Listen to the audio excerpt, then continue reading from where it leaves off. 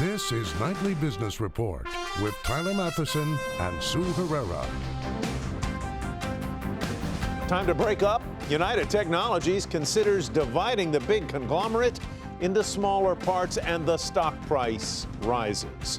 Major challenges. Silicon Valley's biggest internet companies scramble to prevent the spread of misinformation and keep their platforms from being manipulated. And hitting the road, the newest top-rated auto brand is one you may never have heard of. Those stories and more tonight on Nightly Business Report for Thursday, February 22nd. Good evening, everyone, and welcome. Sue Herrera has this evening off. Well, who said breaking up is hard to do? First, General Electric raised the idea of splitting itself into smaller parts, and now United Technologies is apparently considering it. The manufacturer said a three-way split is possible, a move that was once thought to be very unlikely. Investors cheered the idea initially, sending shares of UT up more than 3%, making it the best-performing stock on the blue-chip Dow index today. Morgan Brennan takes a look at what could be next for United Tech. Call it the urge to demerge. Just a month after General Electric said it's considering a potential breakup of its core businesses, another industrial heavyweight, United Technologies, saying it too is reviewing options. The real question is, do you get a significant multiple expansion by having separate companies versus the conglomerate or the four businesses of UTC? Tough questions. I would tell you that we're looking at all of those possibilities, as well as even within the portfolio that we have today, does everything fit? United Tech operates in three main industries: aerospace, including Pratt & Whitney jet engines, elevators with Otis, and HVAC systems via Carrier. The company, which is in the midst of a $30 billion purchase of airplane parts maker Rockwell Collins, plans to finish its review by year's end.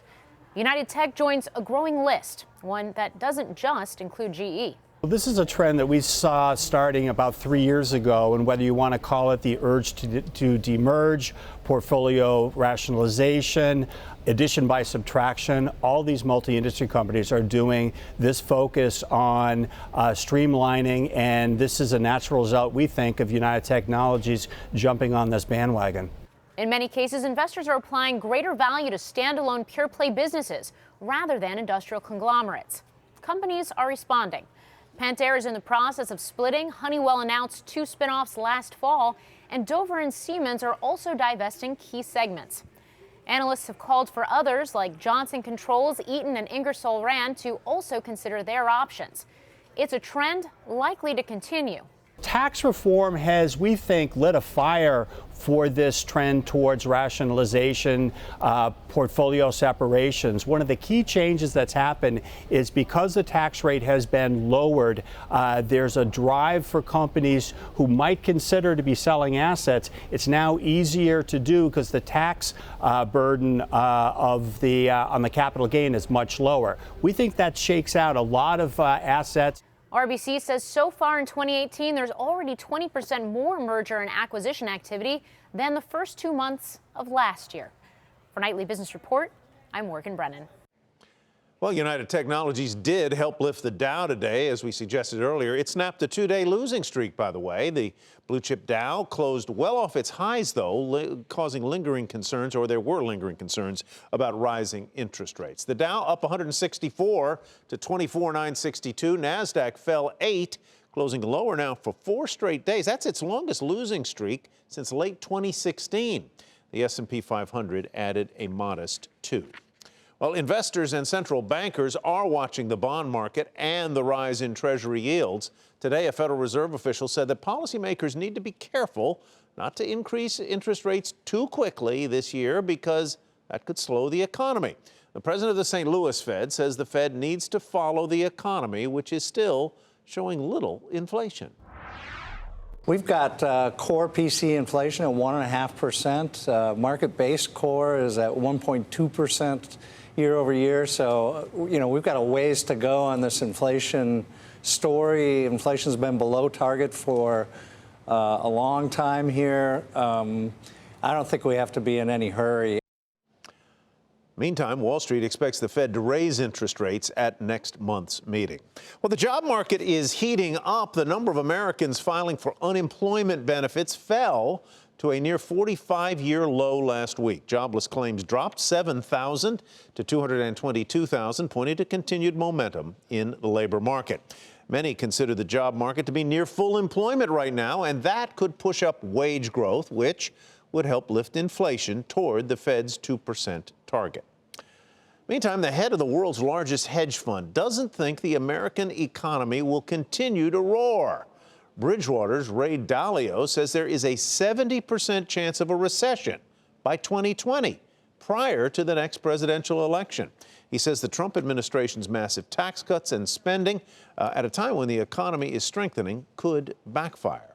So are there signs that a recession is in sight? Joining us to talk about that is Jason Ware, Chief Investment Officer and Chief Economist at Albion Financial Group. Jason, welcome. Good to have you with us. Thanks for having me, Tyler. Do you see any signs right now, any telltales that a recession is on the horizon somewhere or way over the horizon? You know, with all due respect to Mr. Dalio, who's a much followed voice in the market, 70% odds of a recession are a bit high given the preponderance of economic evidence that we're seeing.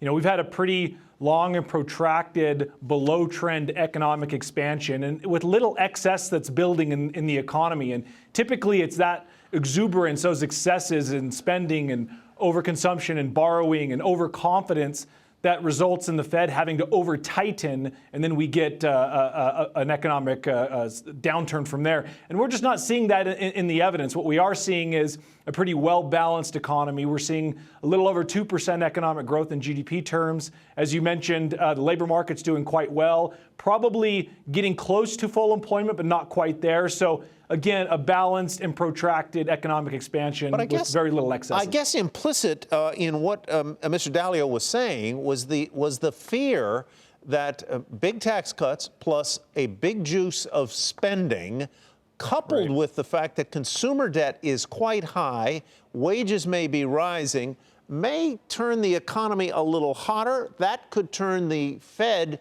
a little more aggressive about raising interest rates, and it's quite often a monetary misstep like that that can tip the economy into trouble. Do you see where he's coming from, at least, even if you don't happen to agree with him? Certainly, and I think the way you characterize his view is spot on, and there's a lot to unpack there. Looking at consumer credit, for example, we have seen growth in this cycle in consumer credit, but when you adjust that for inflation and population growth, we had higher consumer credit levels and debt levels in 2009 than we do today. American balance sheets, American household net worth is at record highs. Again, we're in a tight labor market, wages are rising, so the ability to service that debt is not something that we're terribly concerned about. But, looking at other areas of the economy that perhaps are high quality economic indicators when looking forward, like leading economic indicators, the Treasury yield curve, in order for Ray Dalio to be correct, looking out over 2 years and seeing a recession coming in 2020, we're going to need to see LEIs turn down, peak and turn down. We're going to need to see the Treasury yield curve invert. We're going to need to see things like, you mentioned the jobless claims. We're going to need to see those starting to turn up all in the next 6 to 12 months, because typically they lead economic recessions by at least a year. So, and we just don't see that happening in the data. Well, we will be watching along with you. Jason, thank you very much for your analysis tonight. Thank you. Jason Ware with Albion Financial Group. And still ahead, a new twist on rental income that can help you refinance your mortgage.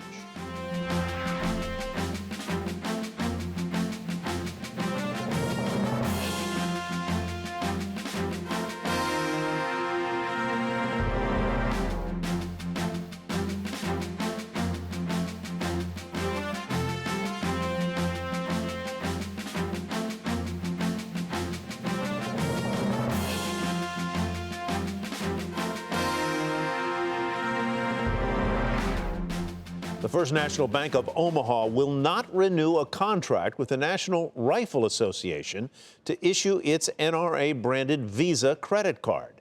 The bank was one of many companies used by the NRA to promote its membership through discounts and bonus deals. The First National Bank of Omaha cited customer feedback as the reason for its decision. Meantime, BlackRock plans to speak with weapons manufacturers and distributors to get their response to last week's mass school shooting in Florida. The world's largest asset manager, with about $6 trillion in investments, says it cannot sell shares of a company in an index, even if it disagrees with management or the products the company produces. Instead, it is focused, says BlackRock, on engaging with companies and understanding their responses to society's expectations of them. BlackRock now working with clients who want to exclude weapons manufacturers from their holdings. Pension funds managed for public school teachers in at least a dozen states, including Florida, New York, and California, own stock in gun manufacturers. The holdings include a stake in American Outdoor Brands, the company previously known as Smith & Wesson. It makes the semi-automatic AR-15. According to Bloomberg, the financial stakes held by teacher pension funds in gun companies make just a sliver of state retirement systems assets. The Florida Education Association has urged its fund managers to sell those holdings.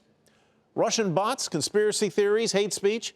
Silicon Valley companies like YouTube, Twitter, and Facebook, Google as well, have been facing a number of content challenges. And the issue is front and center again in the wake of last week's mass shooting in Parkland, Florida. Here's Julia Borston. Conspiracy theories about the Parkland shooting surfacing across YouTube, Twitter, and Facebook, drawing widespread criticism. When you build media distribution platforms that are this powerful, you have a responsibility to use them responsibly. Otherwise, you are helping forces in the world that they don't want to be associated with. YouTube's trending tab, which promotes popular videos, featured a conspiracy video that attacked a survivor of the Parkland shooting, drawing over 200,000 views before it was pulled down.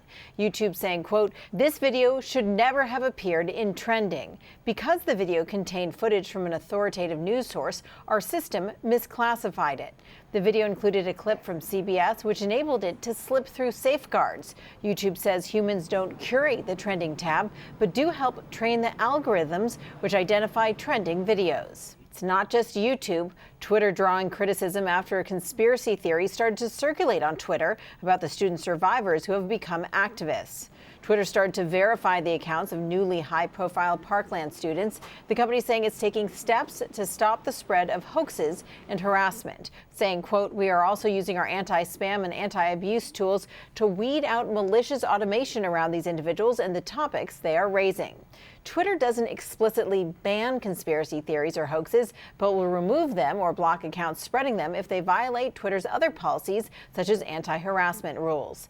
Facebook has also drawn criticism after conspiracy videos about Parkland survivor David Hogue were featured as trending. Facebook saying, quote, "Images that attack the victims of last week's tragedy in Florida are abhorrent. We are removing this content from Facebook." The response from yesterday is important to note. And so I believe over the next 12 to 18 months, we will start to see some of this. And if not, the government's going to step in, advertisers are going to pull out, and potentially competitors can come in and disrupt. So I think the spotlight is shining brightly. Timing couldn't be worse for these companies as they deal with the fallout from their role in Russian attempts to manipulate the 2016 election. For Nightly Business Report, I'm Julia Borston in Los Angeles. The school shooting in Florida last week has refocused many controversial discussions and conversations in America. One of them is the power that industries and their lobbyists have over the nation's political process. Joining us to talk about that and more is Bill George, former Medtronic CEO and now a senior fellow at Harvard's Business School. Bill, always good to see you. I don't know whether you happened to see the CNN town hall last night, but at one point during the discussion, one of the questioners asked one of the senators, I believe it was Mr. Rubio, this basic question. If the NRA has such power over the political process in the United States, they being an arm of an industry, the gun manufacturing industry, is democracy broken? And I suppose you could ask a similar question about the pharmaceutical business, which has tremendous power over drug policy in this country and drug pricing in this country. Or you could ask a similar question about the banking business and its power over regulators and Congress. Talk me through this one. Do companies and their lobbying arms control our democracy to too great a degree today? Well, I certainly think they do. In the case of the school shootings, the NRA has enormous power, Tyler, and it's very discouraging to me when over 80% of the American public is urging restrictions on assault weapons, and yet you see that Congress seems hamstrung to act, and I'm not optimistic they will. And frankly, I'm urging CEOs to get out there and organize in their local communities, with their mayors, their city councils, get the state legislatures and governors involved and take action locally. I'm much more optimistic of that. After all, these are our children, these are our employees and their families, and these are our communities, and the obligation we all have as CEOs to protect our local communities and to make sure that our students are safe.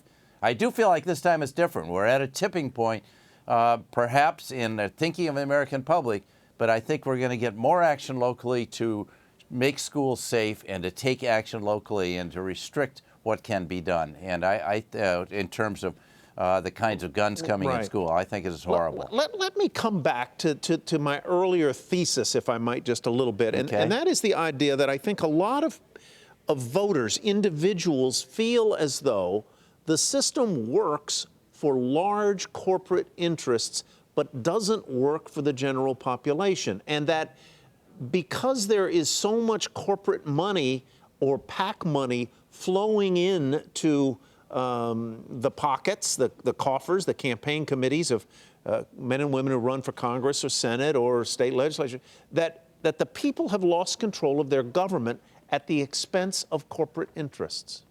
Well, there's a lot of truth in that. Ever since Citizens United, it isn't just corporate interests, Tyler, it's individual wealthy donors are giving huge hundreds of millions of dollars and more to political campaigns because we took all those restrictions off. And yes, I think it is having too much influence.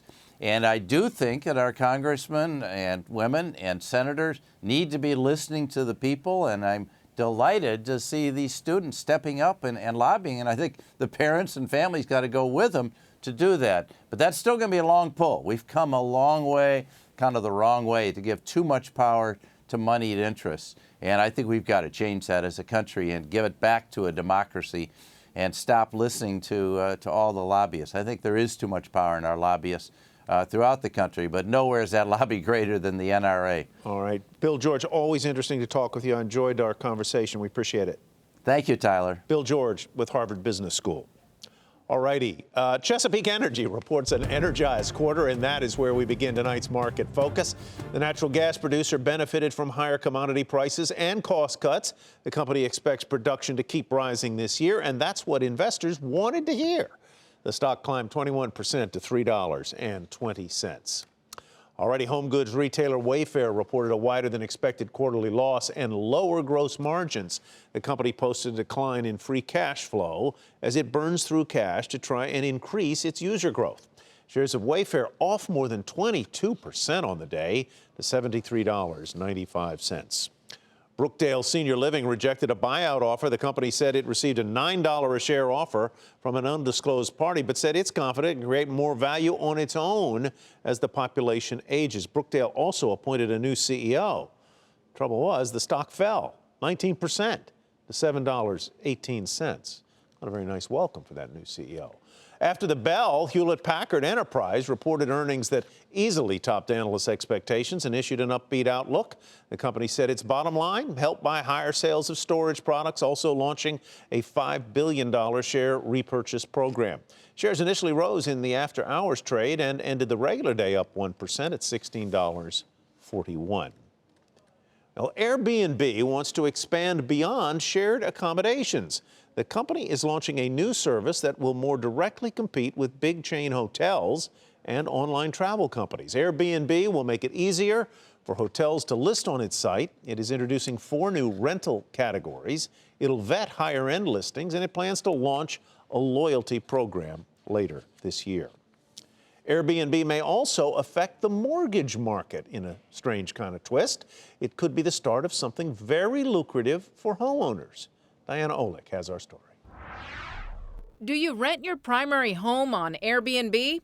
Well, now you can use that income to help refinance into a cheaper mortgage. Home sharing or renting a room in your own home through a service like Airbnb is a growing trend. And so our lenders are seeing more and more consumers come to the table and try to qualify for a mortgage using that form of income.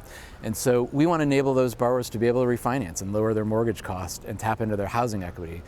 So in a pilot program, Fannie Mae is partnering with 3 lenders, Quicken Loans, Better Mortgage, and Citizens Bank, allowing borrowers to use income verified by Airbnb to qualify for a mortgage refinance. The way people use their homes has changed. So it's not just to live in, but if they've got a spare bedroom, they now sometimes want to use it to rent it out, to entertain, get a host, to generate some additional income. And now, finally, the mortgage industry is caught up. He says the program can not only help borrowers lower their monthly payments or take cash out of their homes, but could actually help increase home ownership. By creating a digital onboarding ramp for these people to be able to access home finance backed by Fannie Mae and the government's enterprises programs for affordable home ownership, what we think we can do is empower more consumers to be able to access home ownership and to be able to do so at a much lower price point.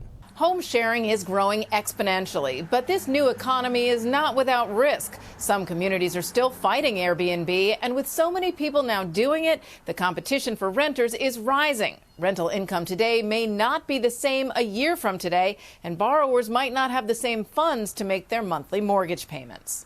Airbnb earnings, just like any other forms of earnings, have potential risks in the future. We don't see it as any different than any type of job or a commission or a bonus type of earning that you recognize. Lawless says they'll watch the program closely and modify it if they have to. But he is already seeing strong demand from borrowers and expects to add more lenders as well. For Nightly Business Report, I'm Diana Olick in Washington.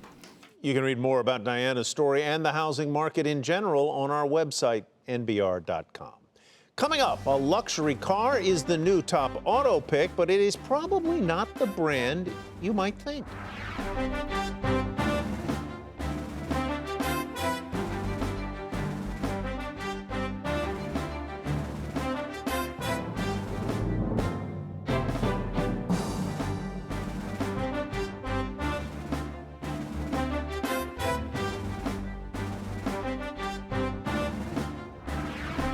Walmart plans to launch a home goods website. It's a move some analysts say could help the retailer's e-commerce operations. The news comes just days after Walmart reported a slowdown in online sales. Now, the site would go up directly against rival Target. Separately, Target's CEO said today that the future of retail isn't only about online sales, it's also about great stores. We're really combining a number of different services to really make Target the easiest place in America to shop.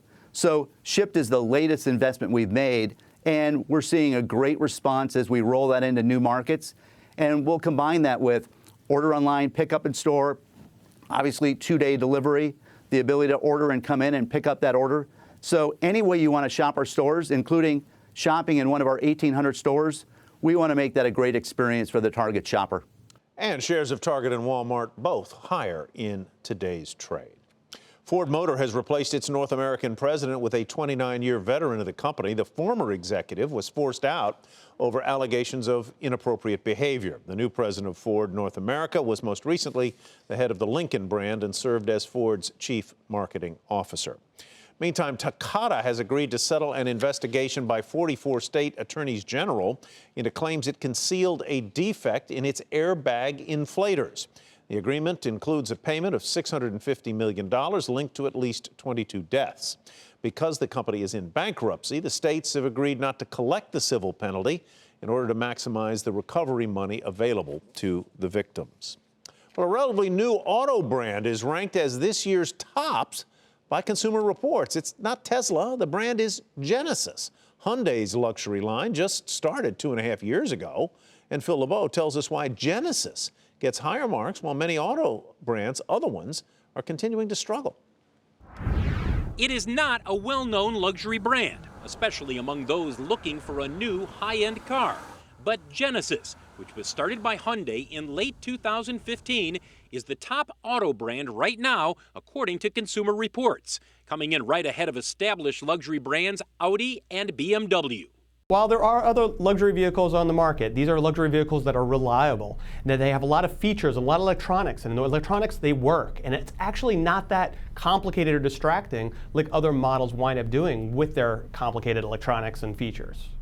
Consumer Reports' annual report card on the auto industry is based on the organization's own testing of vehicles it buys and the evaluations of more than 500,000 Consumer Reports subscribers who say what doesn't work on their cars and trucks. After analyzing the data, Consumer Reports designated 10 vehicles as top picks, including the Toyota Highlander, Ford F-150, and the all-electric Chevy Bolt, Consumer Reports' top pick as a compact green car. This is the first vehicle that's really much more affordable, has a much larger appeal, and gets, in our testing, 250 miles of range. That makes it really usable, and it can really appeal to a lot of people. While Consumer Reports says the overall quality of cars and trucks is improving, some brands continue to struggle with reliability. Jeep may be the most prominent example. It's rated as the second lowest brand, right behind Land Rover and ahead of Fiat, which is dead last for a second straight year. They don't perform very well, they don't satisfy their owners, and the reliability is not impressive. Fiat Chrysler, the parent of Jeep and Fiat, says Consumer Reports ratings don't always align with customer preferences. At the same time, it says that it encourages customers to come in and drive these vehicles for themselves. Phil LeBeau, Nightly Business Report, Chicago. And head to our website, nbr.com, to read more about the top-ranked auto brands. Before we go, let's take another look at how stocks finished the day. The Dow up 164 to 24,962, snapping a two-day losing streak. NASDAQ, though, on the downside by 8. The S&P 500 added 2. And that is Nightly Business Report for tonight. I'm Tyler Matheson. Thanks very much for watching. Glad you could be here. Have a great evening. We'll see you tomorrow.